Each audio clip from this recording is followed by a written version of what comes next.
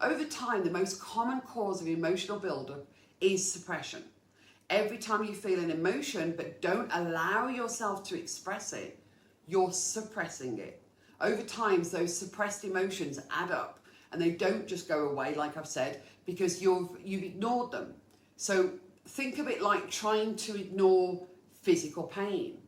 If you hurt your foot but never treated it, you could keep limping along, but eventually that untreated pain would cause even bigger issues.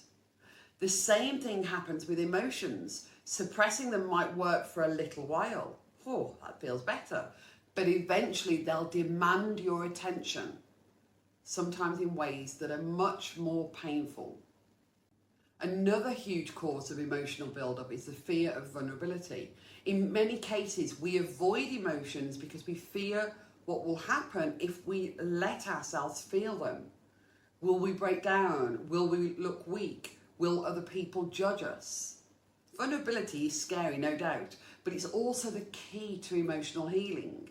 When we avoid vulnerability, we actually deny ourselves the opportunity to heal.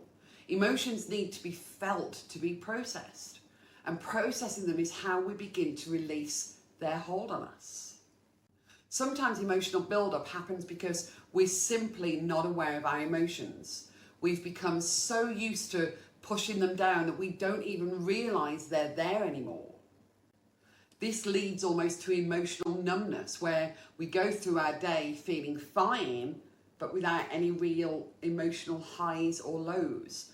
But those suppressed emotions are still there, bubbling under the surface, waiting for a moment to make themselves known. Have you ever had the experience of crying for no apparent reason? You weren't even sure why the tears were flowing, but they just came. That's emotional buildup, finally finding an outlet. And when that happens, it can feel overwhelming. Some emotional buildup can also stem from unresolved past experiences. Maybe it's something traumatic that happened in your past that you perhaps never fully processed. Maybe it's a loss that you never grieved. Or maybe it's a difficult relationship that left you with emotional scars. These unresolved experiences don't just fade away with time, they linger. And if we don't take the time to process and heal them, they create emotional baggage that we end up carrying around with us, sometimes for years.